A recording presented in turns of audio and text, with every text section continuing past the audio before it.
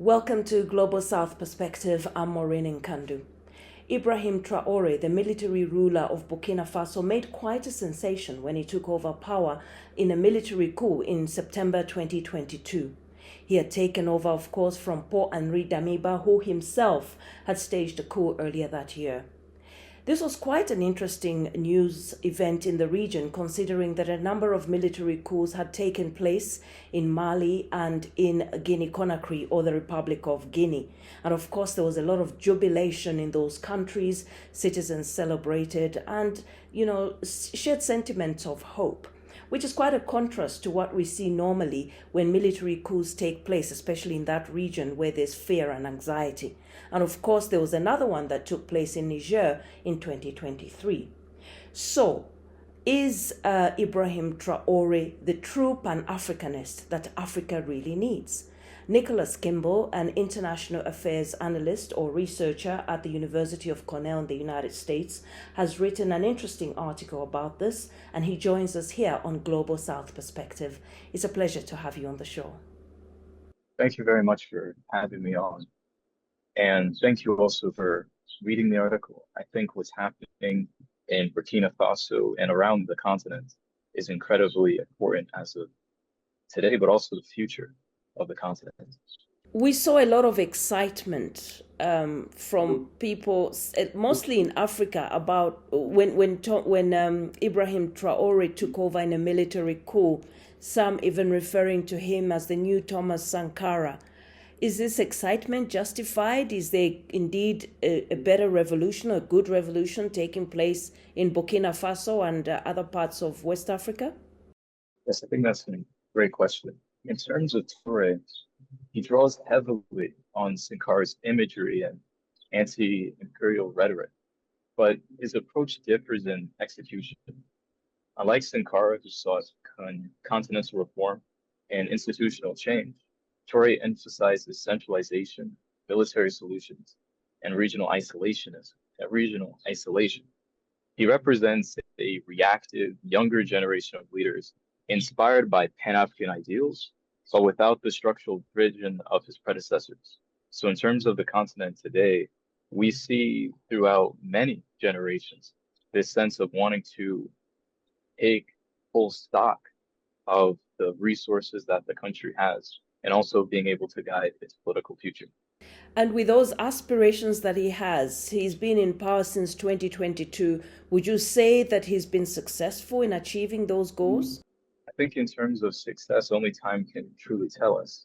There are many challenges that Burkina Faso faces, namely in terms of this regional isolationism, but also in terms of security as well, where the question will come down, can Toure provide a better, more equitable, and stable life for the Burkina Faso society?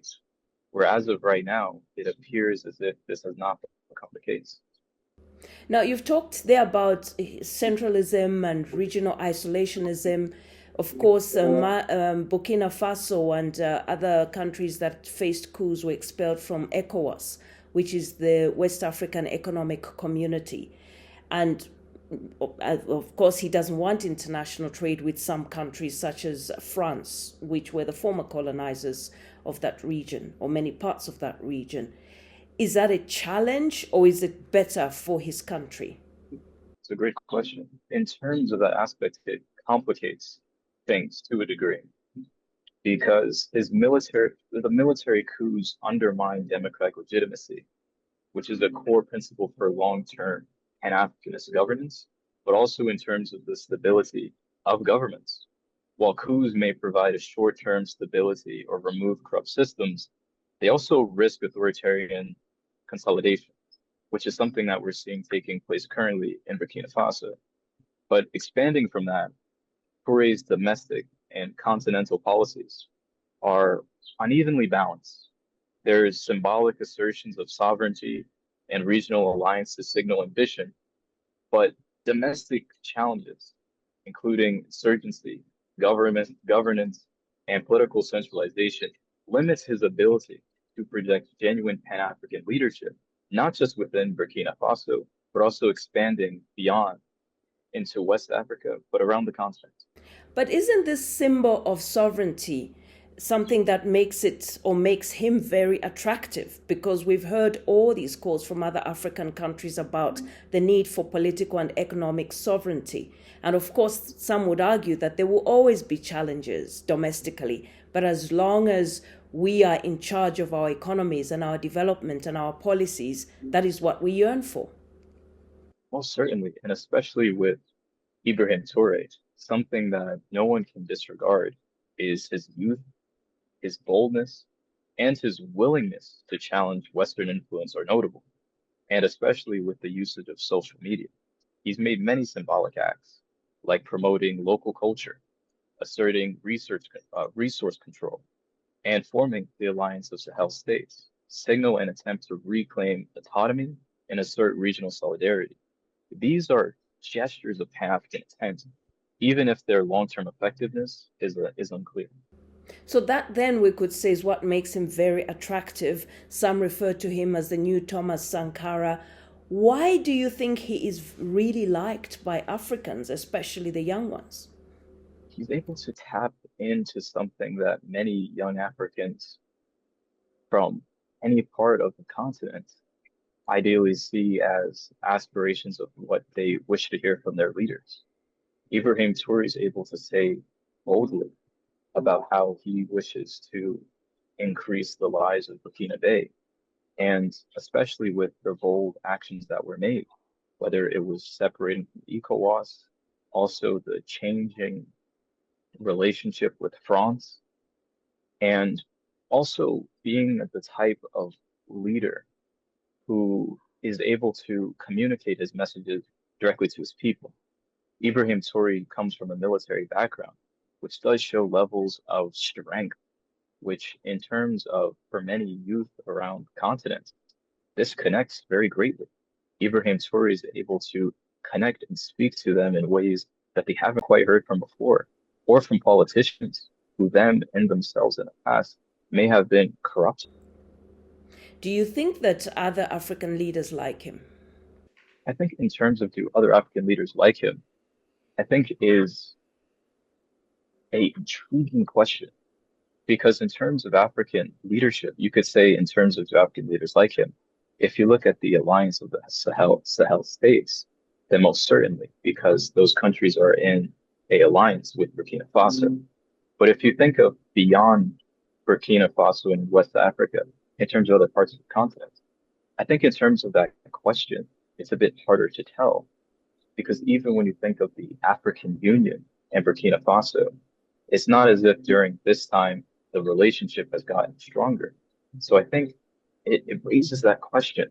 But if we can talk about other leaders who are in favor, is most certainly you think of Russia gaining a lot of influence in terms of regional security in Burkina Faso, but also even the expansion of controlling certain resources as well. Which then goes back to your point around sovereignty. If it's not France and other Western countries that are gaining access to those resources, it's probably Russia and China. Does he actually have or bring on that sovereignty that you referred to earlier? One thing that we have to keep in mind is that the anti-French sentiment in West Africa is understandable, but pivoting to Russia or China without building internal capacity could simply substitute one form of external control for another. True sovereignty requires diversified partnerships, domestic institution building, and regional cooperation, not reliance on a single external actor, as we see with Russia in terms of Burkina. Now, your article, which is really intriguing, asks the question, is Ibrahim Traoré the real Pan-Africanist that Africa wants? What would you say? I would say he's not at that point yet. There's a lot to be said in terms of can he deliver beyond the rhetoric we're seeing? Because in today's context, Pan-Africanism isn't just anti-colonial rhetoric. It's about building equitable systems across the continent, strong institutions, regional cooperation, economic self-reliance, and a shared vision for security and development. Traoré embodies some elements of this vision. He asserts sovereignty challenges neo-colonial influence, and promotes local culture, but he diverges significantly in practice. His centralized, authoritarian approach and limited engagement with democratic or regional institutions suggest a reactive rather than visionary Pan-Africanism. That's what happens when you take over through a military coup, isn't it? He doesn't have much choice, does he? He was expelled from ECOWAS, suspended from the African Union, his country, as were the other countries where we saw military coups. He doesn't have much choice, does he? I think that's fair to say. Do you foresee a situation where eventually he would shed that military ruler tag off him and hold elections in his country because seemingly he appears to be popular? As of right now, I don't believe that would be the case. In terms of many key civil society actors in Burkina Faso, they have left.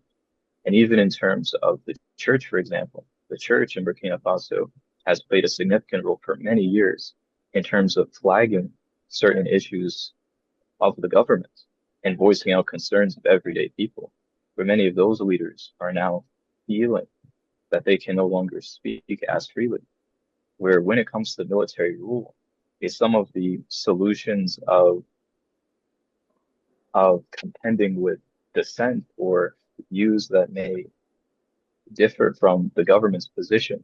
In Burkina Faso, we do see a level of suppression in this regard.